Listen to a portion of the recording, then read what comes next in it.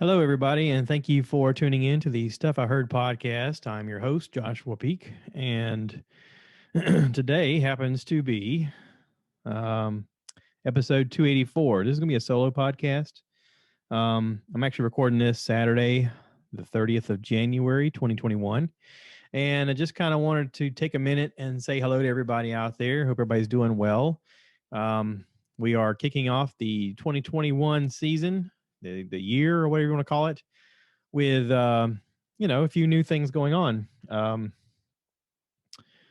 We are actually planning a trip, um, sort of an impromptu trip, but it comes with a weird sort of circumstances. We wanted to go to Disney and had plans to go for December of this past year, and with my eye injury and my wife losing her job, we had to cancel those plans. And of course, Disney was understanding. They knew with everybody having their own set of things going on that stuff like this was going to happen. So they had no problem crediting us back. And we've been sort of sitting on this idea of kind of waiting. So we've been waiting. Um, my wife has been looking for a job. She's had a few interviews, things weren't panning out, and finally I told her, I said, let's just go. Let's just book something. I can't physically see yet. I can't have anything to do with my eye until a certain time period. So we're going to have a time period where I'm not working, you're not working. Let's go. Watch the Tim Tracker on the internet. He's got a show, a YouTube show where he's basically, him and his wife go to Disney on a regular basis, and they go to Orlando, Universal Studios on a regular basis. And he's been saying, the parks are not really busy. There's a lot of rides that you can basically just walk on. Um, the parks are having to limit how many people are allowed in. So they're on a 35% capacity, where if you book a trip, you have to schedule your day for whichever park you're going to be in. And that's all they're going to allow in. So uh, for a lot of this, you know, for us, it felt like a good time to go. First of all, we're in February. So, well, it's February coming up. We're going to go in February.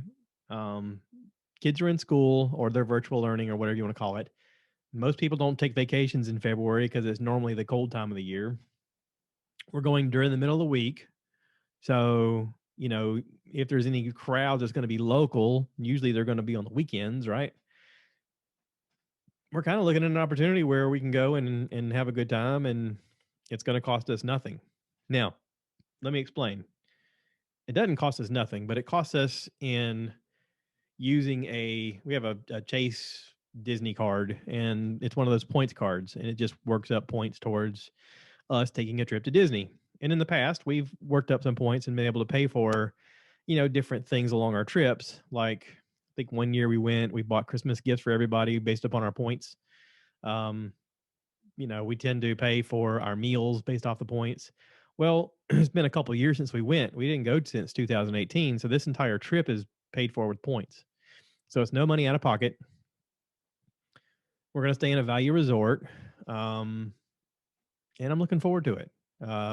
We made the decision to go, booked our plans, and then a few days later, my wife got a call that she got a job offer for Nucor Steel, which is fantastic. It's a great company to work for. I mean, everybody I know that's ever had anything to do with working out there has said that it's a fantastic company to work for. So good for her. I'm excited for her. It's a good change.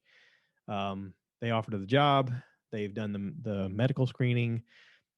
During the hiring process, she mentioned that she had a vacation planned and said, do I need to cancel it, or is it okay if I start when I come back? And they were, oh, that's absolutely fine. Yeah, we can start that Monday when you come back. So, yay, good positive things, right? So I'm so thankful for so many things, and I've been trying to stay positive during this entire situation. Um, but at every step, it seems like we get something taken care of, and then we have several more hurdles to go through. And so it's been rough. But now we're on a schedule to go on vacation for free. Um, when she gets back, she starts a new job with a good company, a company she can retire from easily. Um, I'm going to be scheduled for surgery in sometime in March. I'm not exactly sure when. My next appointment is March the 4th. I went the other day and they took some stitches out of my eye from the original injury to my eye. I have 3 millimeters worth of stitches they had to remove. And I was really nervous about this. So let me tell you about this. I went this past Wednesday and I'd asked him on the previous appointment, what does it take to have the stitches removed? And he was saying, well, I'm going to numb your eye with some drops. And then I basically take this needle. And right away, when he said needle, I'm thinking, like, I felt sick to my stomach. He starts talking about, I'm going to take this needle and I was like, whoa, whoa, whoa, slow down. But he's like, no, I'm going to take this needle and basically I'm just going to lift it. It's got one side of the needle that's kind of sharp. I'm going to lift the suture up and kind of tug at it a little bit with that needle and it'll break the needle. And then I take these real tiny tweezer like things and I'll pull it out. And I was like, that sounds awful. I mean, I kept joking that, I'm going to have this stunt double suddenly move in and I'll be like, oh, look what's happening to his eye. Huh? How about that? But it's me. So like my big fear was he was going to be like, all right, hold still and look that way, So here's what happened. I got the drops. It's like 3 or 4 sets of drops that numb the eye. And he has this thing that you put your chin on, you rest your chin on it, and then he can use this scope thing to move back and forth to see magnified, versions of what's in your eye. And I was doing that. We were looking in the eye, and then he's like, okay,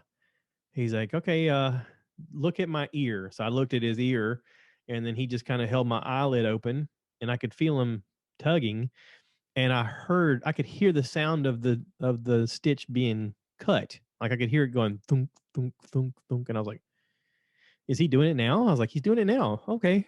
And I was like, I don't have anything really to be afraid of because the numbing was part of it, but also the light he's having to see. So he's got this really bright light that's magnified into that eye. So I can't see anything but just light in that eye. And because it's numbed, I am concentrating on just keeping my eyes focused. I know if this eye stays looking at this section and that eye stays looking at this section, it'll hold still. So I'm focusing on his ear big time, and my mind is going to other places. I'm thinking about my vacation coming up and how I'm going to ride on the Millennium Falcon on the Smuggler's Run ride at Hollywood Studios. I'm like, oh, I gotta concentrate so that we can get on this ride because I don't want anything to happen to my eye. He's an expert. This guy's, top of his field. Let's just keep looking at that ear, dude. And he goes, okay, I'm done. I was like, what? He goes, you can blink. I was like, that's it? He goes, that's it. I sat back and he's like, all right, we're going to give you these drops and you put them in every, 3 or 4 times a day for the next 3 days. And then you're done with these drops. And I was like, okay, that's it. He's like, yeah. I was like, so what's the next step? So the next step, I go back on March the 4th, and they're going to do this digital mapping of the eye. They did that on this trip as well. The digital mapping, basically, it looks really fantastic on the chart. I wish I had a version of it I could show you guys, but it's lasers that go this way and this way inside the eye, and it not inside the eye, but it just images it, the thickness, the amount of curvature, all kinds of stuff. It looks really fascinating. The stitches were holding the wound closed to heal properly, but it also made the cornea, which is normally that concave looking piece of clear stuff over the front, it made this side flat. Okay.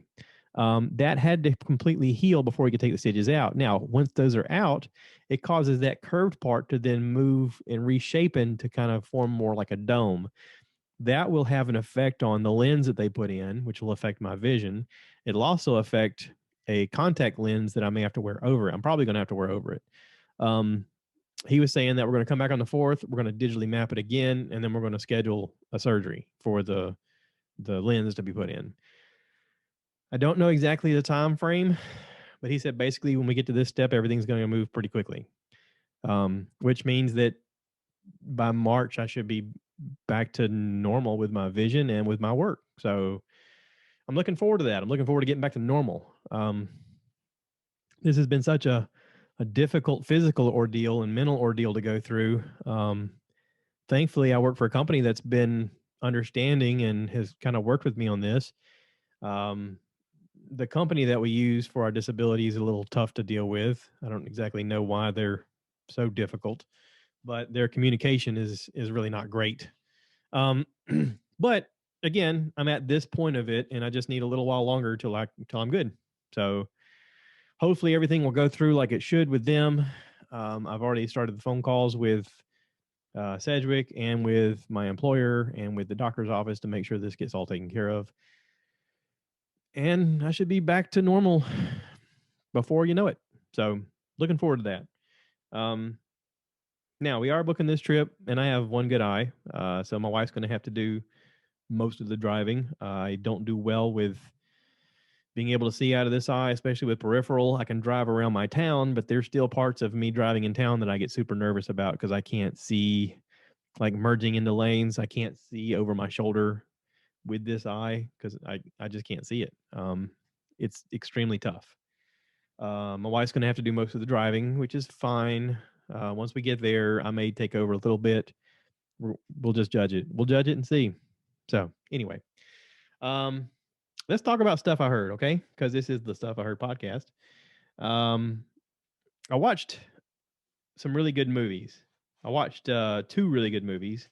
Well, I watched one really good movie. Let's see how I did there. It's like this is good. This is one good one. Okay, so King of Staten Island was the first movie that I saw with Pete Davidson, which is, I guess, loosely based upon him and his dad's real life story. His dad was a fireman during 9/11 who died, and Pete, got into drugs and alcohol and stuff like that as a sort of coping mechanism, and then got into comedy. He's on Saturday Night Live. Had a brief engagement to Ariana Grande. I think that's her name. Yeah.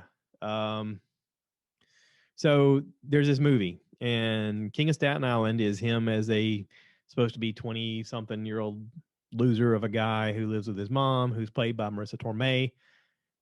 Great job. Listen, she wins awards for a reason. She's a good actor. Um, Bill Burr plays the love interest of his mom. Like, he enters the picture, and you know, it amazes me how good of an actor he is. I know what a good comedian he is and a good podcaster, but great actor too. It's a good job of acting by him. Steve Buscemi's in it. Steve Buscemi is a fireman in real life. I mean, he's an actor, but he was a fireman up until he started acting. And even when he acts, he takes time and does volunteer fireman work. I mean, I know during 9/11 they said that he went back and worked in New York as a fireman just because they needed help, and he was like, I can help. I mean, good cast. Judd Apatow directed it.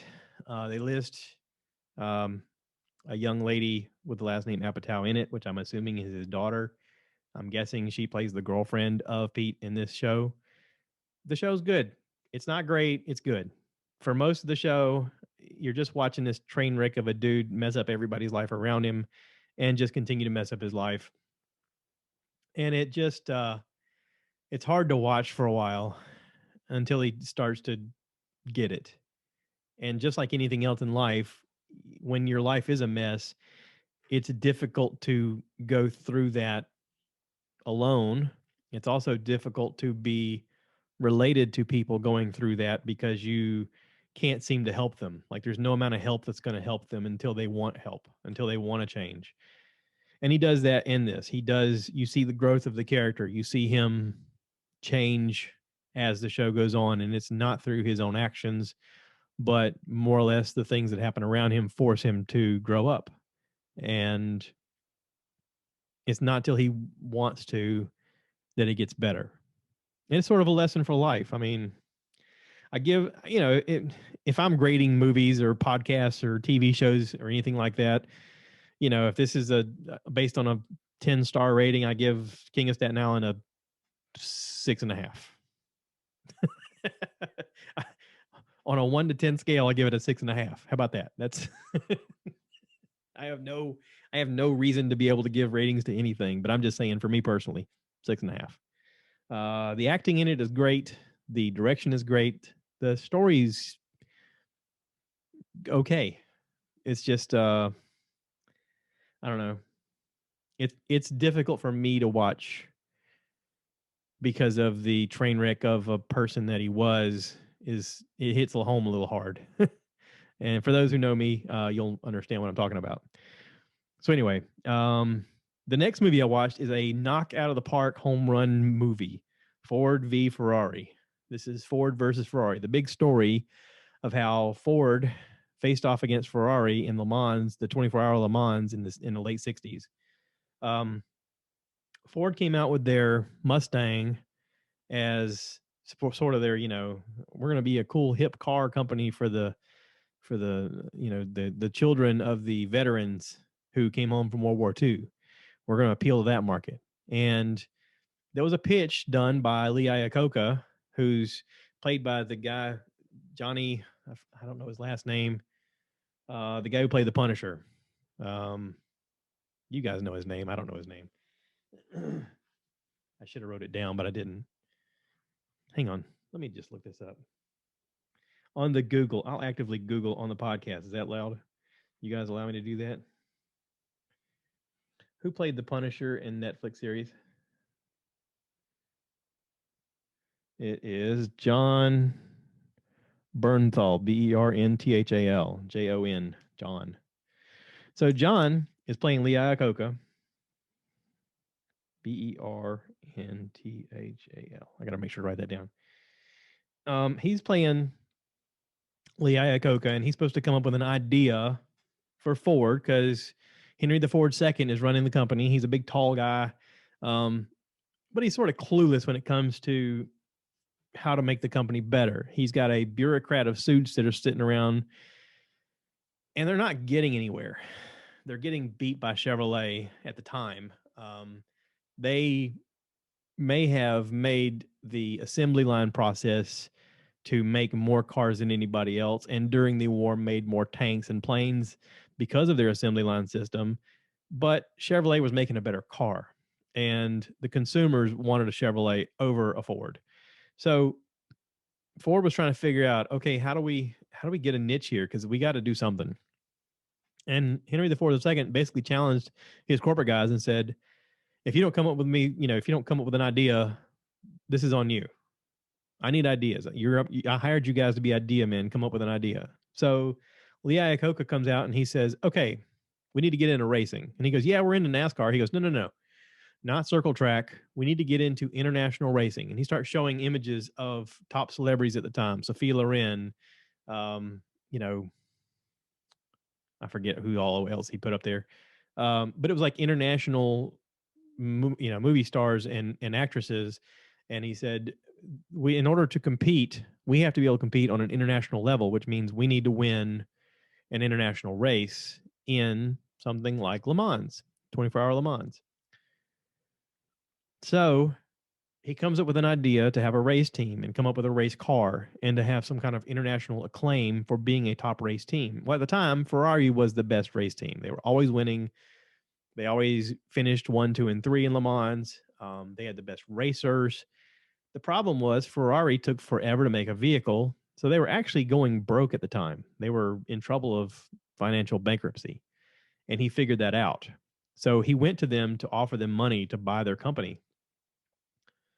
He came to him with a healthy offer, but little did he know, his people were basically trying to figure out how to counteroffer with another company so that they could keep everything in-house as Ferrari, but just maybe have a different name on it and, work out the profits a different way. They wanted to stay in racing and have their freedom to do what they want to with their racing team. And Ford didn't want that. Ford wanted their corporate takeover to have say in whether they could do this or do that. And Ferrari didn't want to sell to him for that reason. But he did sell to Enzo. We now know that company as Enzo Ferrari. Fiat is part of that process. Fiat, I think, owns Enzo. And so it's like a joint merger deal that basically kicked Ferrari to the curb. And in the process, he sort of insulted Henry Ford II sort of insulted the guy who was the head of Ferrari at the time. And he said a lot of nasty things about him.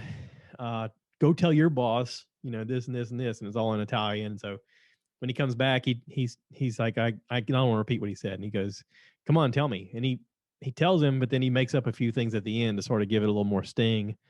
Because he knew if he edged on, Henry the Ford II just a little bit, that he would be like, you know what? We're going to throw money at this and we're going to beat these guys. And that's what happened. They went out and they hired Carroll Shelby to make a race team. Carroll Shelby, it starts off, Matt Damon's playing Carroll Shelby, and he's a 24-hour Le Mans driver from America, the top driver at the time, who has an accident, and in that accident has a concussion and can't drive anymore. He can't race anymore. And he knows those days are behind him. So he's into making hot rods out of the vehicles that he has, and sort of, trading his name as I'm the hot rod guy. You come to me, I'll build you a hot rod. And it shows him in his shop, trying to sell the same vehicle to 5 different people, because he's like, I'll just make more. I mean, whatever. This is the vehicle. I got one completed right here. So, so he's promising the same vehicle to like 5 different people, and he's trying to get some money rolling in so he can build more cars. And Lee Iacocca walks up to him and says, hey, I want to hire you to build race cars and to win Le Mans. Well, the problem is he wants a race car driver who's going to win, because he knows what it takes. And at the time, the driver that he wanted was this guy named Ken Miles. And Ken Miles was rough around the edges. Ken Miles was a lifetime racer who had natural instincts, but had a knack for pissing off anybody. And if you had an opinion that was different than his, he would go extra efforts to make you even more mad at him, because he felt that strongly about his opinion and about his ability. And he wasn't wrong. Ken Miles in this movie is played by Christian Bale. Now, if anybody knows anything about Christian Bale, he goes into his roles and like really studies this person and sort of lives as that person for a long time. When he does these boxing movies like The Fighter, he actually became a boxer to learn how to box properly, because he didn't want to look like a fool on the screen. He learned how to box. He became a boxer. No matter what the role is, like he's one of those method actors. He's going to embody that person. So I imagine that in this role, he had to actually go out and learn to be a real driver, a competitive driver, to know exactly how to look, how to drive, how to understand what the car does when you do different things to this side or that side, or elevation or wind or lift or thrust or anything. I mean, I only imagine that he studied for this role way longer than anybody else. And it shows. This movie is fire. This movie is awesome. This movie, I can't say enough about this movie. It's really fantastic. Plus, it's based on real people, so they have to get it right. They can't just go off, liberties and make up stuff. They actually went by what really happened, and it's impressive. It's really impressive. I highly recommend watching Ford v Ferrari. Great movie. It's on HBO Max right now. You could probably watch it however you get it. Great movie. All right, let's switch gears a little bit. So, Josh Treadaway and I have been doing podcasts and talking about WandaVision, especially last week. We talked about it a good bit. If you're missing that, go back and listen to last week's episode. I was not impressed with the first 3 episodes. Episode 4 came out yesterday, and I would like to officially say that I was wrong. Episode 4 redeems everything wrong with the first 3 episodes. Episode 4 explains everything having to do with the first 3 episodes. To me, these 4 episodes should have came out on the same date, because you don't know what's going on. Nothing makes sense until you watch episode 4. If you're watching this show and you're like, this is stupid, trust me, I felt the same way. Watch it all the way to episode 4 and then go, oh, okay, I see what's going on. All right, that's cool. They bring back characters from the Avengers universe. They bring back a lot of people that you wouldn't expect. And suddenly you're in this more in-depth world of what's going on. They explain a lot of the little subtle things that Treadaway and I talked about were big question marks. it's really interesting. Plus, you get to see some of the behind the scenes stuff from Wanda. Like, there's a moment where you see her explain a few steps that we don't get to see in the first 3 episodes because she's edited what you see. It's fascinating. It is.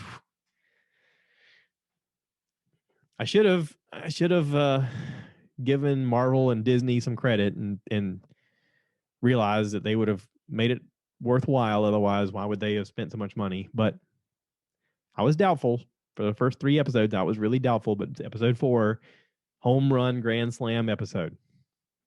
So if you're watching WandaVision, or if you're curious up to now about watching WandaVision, watch it 1 through 4, and then whatever's after this, I don't care.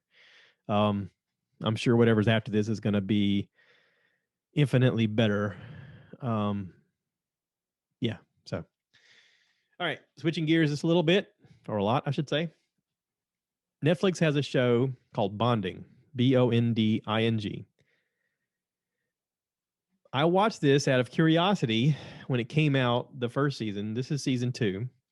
I watched this out of curiosity when it came out because of listening to a podcast with Bert Kreischer. Now, Bert has talked about his time on television, and at one time he had a show called Hurt Bert.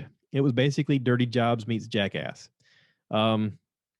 He was in his early 20s. He was trying to be a TV personality, and they had signed him up to do all sorts of dangerous jobs. He had one job as a rodeo clown where he had a bull, trample his ankle and break it and crack a rib.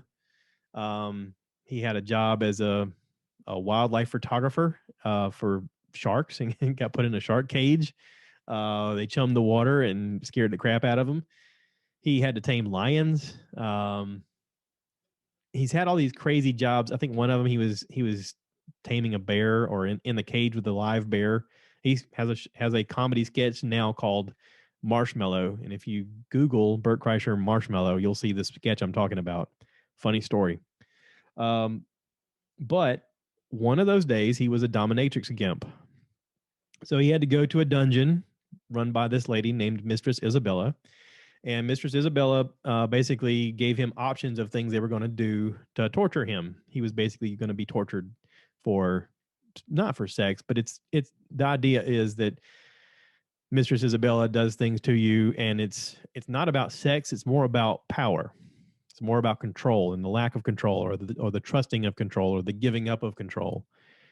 And that was sort of what got the interest up in the story Bonding. Now, from my understanding, she has something to do with this show. I'm not exactly sure what, but he's done a podcast with her since. I don't know exactly the episode. You can probably Google it and find it. And she's been on Dr. Drew, and she's done other podcasts since. But she was talking about this show, and so I watched it. And season 1, the episodes are only like 15 minutes long. That's with credits and everything. So it's like 12 minutes to watch an episode. It's about this graduate college student who's going to school to be some kind of psychotherapist, and she takes a class who's taught by a dominatrix. And in the process, she's curious, and she tries a few of the things out with the costuming, and goes to one of the ladies' lectures, and she understands a little bit about what it takes. And so she starts to do it on the side as kind of a, hey, I wonder if I could do this so that I could help pay off my costs from my student loans. I really need to go to graduate school. And the woman takes her under her wing, I guess you'd say, and has her work at her dungeon doing a few things. And she's teaching her as she's doing it, but she sort of branches off and does her own thing with her best friend. Now, it's supposed to be sort of a comedy drama mixture. There's a lot of information that come at you really fast. There's a lot of relationship stuff that's difficult for most people to swallow. But it's fun. It's educational and it's fun. And it's enough information that it sort of leads you to, if you're curious about any of this stuff, to look up more information. Season 2 came out. Season 2 is even better than season 1. There's a lot more of this character growing as a character, as an individual. There's more about who the people are and how they're somehow linked to each other in a way. There's some good decisions and some bad decisions, much like real life. But if anything else, it should at least be fun enough to watch to then have a conversation with your significant other about, hey, have you ever been interested in something like this? Or was there something that you would like to do that I'm not doing? Or would you like to take a class together? Or would you like to try to tie each other up or use blindfolds or whatever? A lot of people get into habits or ruts in their life and they don't think about what they could do differently to make the other person that they're with happy. And they're like, what if I'm not doing this thing that you want me to do? And it could be as simple as, just hugging, like a long hug. Some people just want to be hugged. Could be tickling. Some people like to be tickled. Whatever. It doesn't have to be super complex. It doesn't have to be, extreme. It can be, but it doesn't have to be. But it sort of opens that dialogue. And so I think the show's good. I think they should do more of them. I am enjoying it. I hope more people watch it so that they can continue making them. The characters are very interesting. Their pathways are very interesting. And I just wish the episodes were longer. So it's worth a watch. So, all right. That's my take on it. I'm done with this episode, I do believe. I'm going to wrap this up. This was a solo because I don't have the ability to do this while I'm away. So hope everybody is having a great day. I hope you're enjoying the podcast. I hope you're enjoying your day. I hope things are going your way. We have the Super Bowl coming up, not this weekend, but next weekend. So I don't know. I may do a Super Bowl podcast. We'll see. I might just wait and do a recap with Treadaway on that following Monday. I just saw my hair in the mirror. Why didn't anybody tell me my hair looks like this? I took a shower, but it's just, it's crazy. Oh, well, whatever. Hope everybody's doing well. Thank you for listening. Thank you for leaving me ratings and reviews. If you haven't, please make sure you do. That does help the podcast. Every little bit helps. Just a simple click on the like button or a rating or sharing with other people.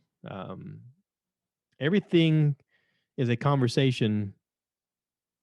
Everything can be a conversation. It's just getting the ball started. So whatever you're interested in talking about, if you want to talk to me, let's sit down and talk, or let's do a podcast and talk about it. I'm open. I don't mind. I realize that I am comfortable getting outside my comfort zone in a way that a lot of people aren't. So, yeah, let's do that. Okay. Hope everybody's doing well, and thanks for listening. And as always, cue the cow. So I want you guys to give me more likes. Give me more likes.